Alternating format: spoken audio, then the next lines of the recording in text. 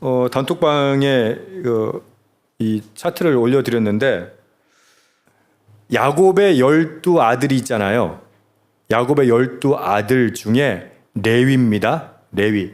그 레위 자손은 그 성막을 관리하고 하는 일들을 이제 하게 돼요. 그게 게르손, 고앗, 무랄이고요. 그 중에서도 고앗 자손 중에 아므람의 아들 아론으로 나옵니다.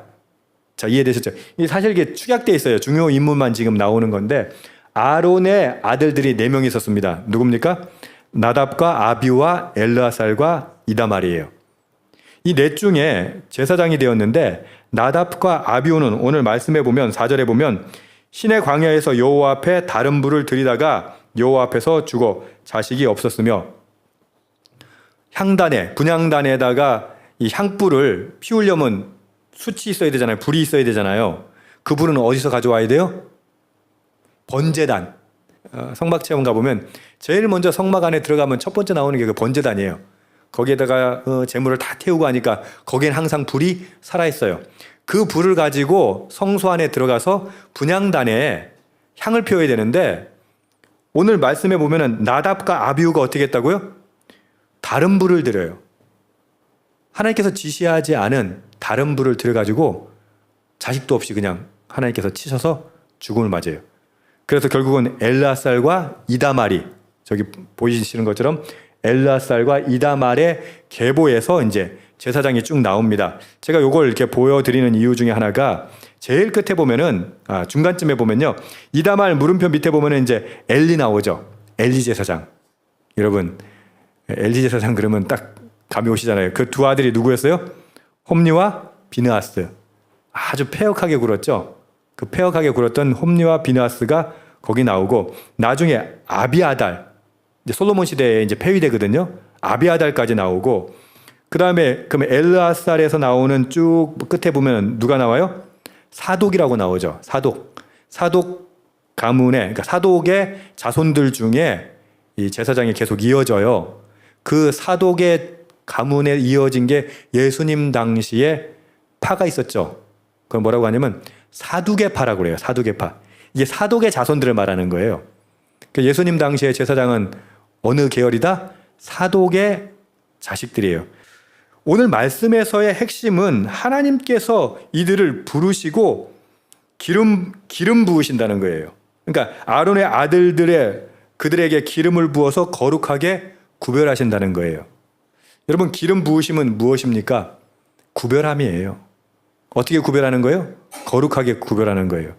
우리는 신약을 사는 우리는 왕 같은 제사장의 직분을 수행하고 있어요.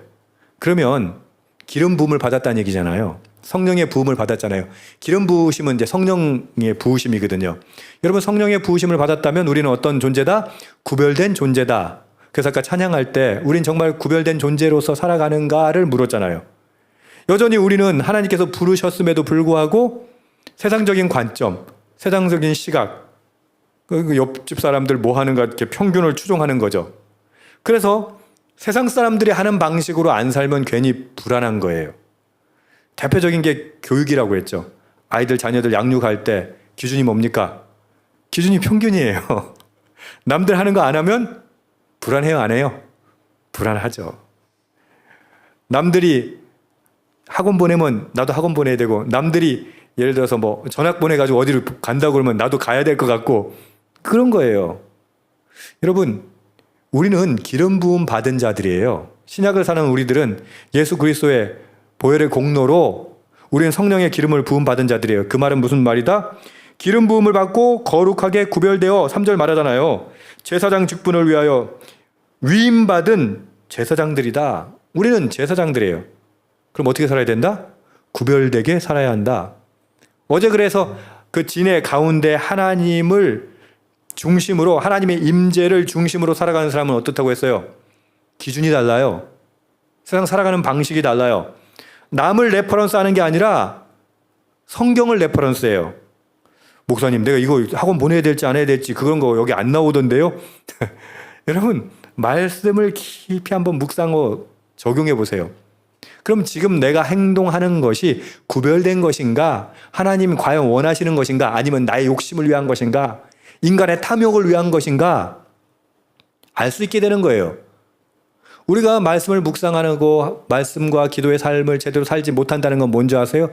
사실은 안 들려서 안 보여서가 아니에요. 내 욕심이 말씀을 넘어서기 때문이에요. 그러니까 말씀이 들려도 어떻게 해요? 내 마음에 안 들면 거부하는 거죠. 그리고 뭐라고 그래요? 아, 이 말씀은 어렵도다 이러는 거예요. 어렵긴 뭘 어려워요. 순종하면 안 어렵죠. 왜 어려워요? 순종을 안 하고 싶으니까 어렵죠. 야, 그런 기준을 그걸 다 통과할 사람이 어디 있어? 그거는 뭐 목회자나 가능한 거지. 그렇게 말하거든요. 여러분 속는 거예요. 목회자도 그거 불가능해요. 내가 하나님의 말씀대로 순종하지 않겠다라고 생각하면요, 목회자가 아니라 무슨 교황이 돼도 소용없어. 교황이라도 정치적으로 자신의 욕심대로 그 교회를 이끈다면 그게 하나님 뜻일까요? 아니죠. 우리 인류 역사 가운데 교황이나 종교 지도자들 뿐만 아니라 목사들이 얼마나 수많은 실수를 합니까? 그거는 성직자들이나 할 수 있는 거예요. 그런 건 없어요. 성직자라고 하더라도 하나님이 중심이 아니고 구별된 삶을 살기로 결정하지 않았다면 그건 불가능한 거예요. 그럼 구별된 삶은 그러면 또 이렇게 얘기하죠. 그거는 목사님들이나 구별된 거죠. 우리는 세상에서 적당히 때를 묻히며 살아야 되는 겁니다. 이렇게 얘기하시는 분들이 있어요. 그것도 장로님들이. 목사님들은 거룩하게 하시고 우리는 세상에서 약간 좀 더러운 것도 좀 묻고 뭐 그럴 수밖에 없지 않습니까? 아니요. 하나님 뭐라고 말씀하세요? 구별되이 살라고 하세요. 그래서 우리에게 성령으로 기름 부어주시는 거예요. 성령 충만함의 오해가 그거예요. 여러분 성령 충만한 거 여러분 경험해 보셨나요? 영적으로 성령 충만할 때 특징이 있어요. 내가 욕심 내려놨을 때, 내가 자아를 내려놨을 때. 저는 성령 받지 못했던 이유가 뭔지 아세요? 제 자아가 살았을 때는 못 받았었어요. 그렇게 기도해도 성령이 안 오더라고요. 임재하시지 않더라고요. 물론 임재하시고 역사하시는데 제가 그걸 못 받아들이는 거죠. 근데 어느 날 엉엉 울었어요. 왜? 그 붙들고 있던 게 아무것도 아니라는 걸 깨닫고 엉엉 우는 때 성령이 제게 임하시더라고요. 여러분 기름 부으시면 뭔지 아세요? 그 기름이 성령에 내가 가죽만하게 임함으로써 나를 내려놓고 순종하기로 작정하면 여러분 그 구별하심에 합당한 삶을 살 수 있다는 거예요. 그 구별하시는 사람들이 누구였다? 제사장들이었다. 뿐만 아니라 여기 나오는 존재들은 또 누구예요? 레위 지파였다라고 하는 거예요. 그럼 제사장과 레위 지파가 하는 일이 뭐가 다릅니까? 제사장은 제사 일을 하지만 레위 지파는 제사에 수반된 모든 일들을 행해야 돼요. 지파로는 훨씬 더 숫자가 많으니까. 심지어 성막을 움직여야 되잖아요. 여러분 성막 그 체험 가보시면요, 기둥이 엄청나게 커요. 그 안에 있는 천도요, 뭐 해달의 가죽 이런 게요, 엄청나게 무거워요. 그걸 레위 지파들이 다 옮겨야 돼요.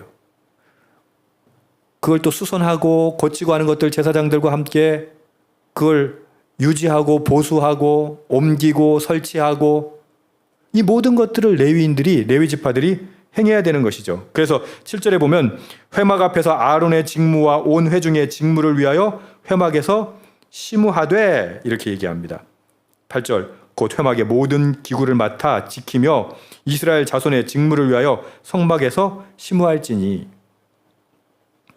이들은 제사장과 백성들 사이에 존재하는 사람들이에요.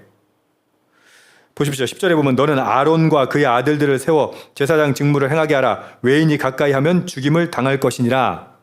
이게 무슨 말이에요? 제사장의 직무에 접근하는 사람은 막아야 돼요. 심지어는 죽임을 당할 수도 있어요. 그 역할 가운데 누가 있다? 레위인이 있다는 거예요. 그 사이에. 결국은 중재자 역할을 하는 거예요. 그리스도인은 어떤 존재입니까?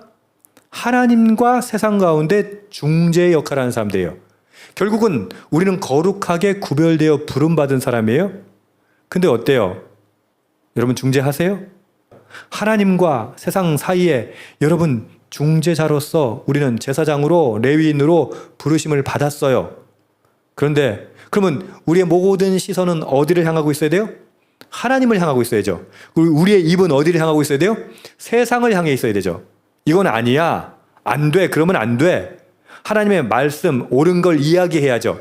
그런데 같이 예수 믿는다고 하더라도 그가 복음에, 말씀에 위배된 삶을 사는데 여러분 그렇게 말하세요? 그들이 하나님의 영역을 침범하려고 하면 어떻게 해요? 심지어 죽일 수도 있을 정도로 부르심의 사명이 엄중해요.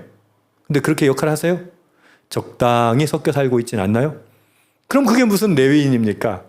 적당히 섞여 살 것 같으면 그게 무슨 제사장입니까? 기름 부음 받은 구별된 사람입니까? 그렇지 않잖아요. 근데 우리는 말로는 왕과 같은 제사장이다라고 말하면서 성령의 기름 부음 받은 자들이다, 사명 부르심을 소명 부르심을 입은 사람들이다, 하나님께서 행하라는 것을 명령을 받은 사명자들이다라고 말은 하면서 정작 어떻게 해요? 적당히 타협하고 살고 있잖아요. 심지어 내가 그리스도인인 걸 숨기며 살잖아요. 왜요? 내가 그리스도인인 거 밝히면 내가 불리하니까. 세상 사람들 손가락 하나님의 영광을 가리면 안 된다나? 그러니까 밝히고 영광을 안 가려야지. 같은 자리에서 술 먹고 같은 자리에서 도박하고 같은 자리에서 그렇게 사람 등쳐먹고 사기치고 그러니까 어떻게 내가 그리스도인이라고, 내가 기름 부음 받은 자라고, 내가 제사장이라고 말하지 못하는 거 아닙니까? 여러분 결정하세요. 그냥 기름 부으심 받은 자로, 그냥 제사장으로, 레위인으로 그 직무를 행하겠습니다 라고 결정하세요. 그렇게 부르심에 특권이 있는 거예요. 하나님의 부르심에 우리에게는 놀라운 권리가 있는 거예요. 근데 우리는 그 권리, 권한, 특권을 갖다가 어떻게 해요? 싹 숨겨두고 적당히 타협하며 살고 있지 않습니까? 찬양할 때 질문했죠.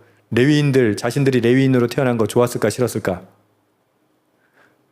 세상적인 관점에 봤을 때는 싫었겠죠. 땅을 가질 수가 있어, 호의호식할 수가 있어, 뭐 할 수가 있어. 그냥 맨날 그 제사장, 죄송해요 이렇게 표현해서 뒤치다거리나 해야 되고 그래야 되는데, 근데 여러분 그게 레위인의 특권이었어요. 장자가 바쳐졌잖아요. 출애굽할 때. 그죠? 장자를 대신하는, 그 이제 12절에 보시면은 레위인을 택하여 이스라엘 자손 중에 태에서 열어 태어난 모든 마지를 대신하게 하였은즉,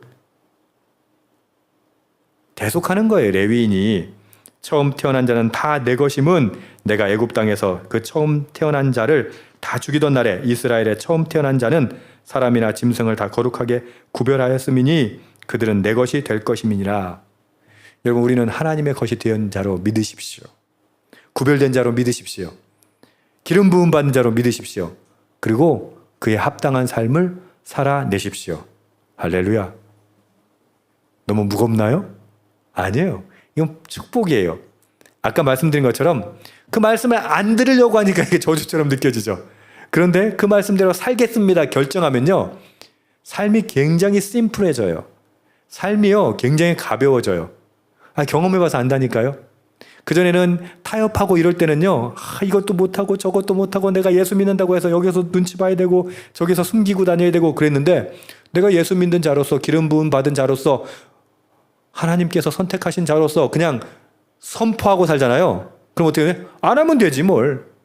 삶이 심플해져요. 너무 평안해져요. 여러분 복잡하게 살지 마세요. 그냥 선택받은 자로서, 기름 부음 받은 자로서, 구별된 자로서 그냥 건강하게 그렇게 살아낼 수 있기를 주님의 이름으로 축복합니다.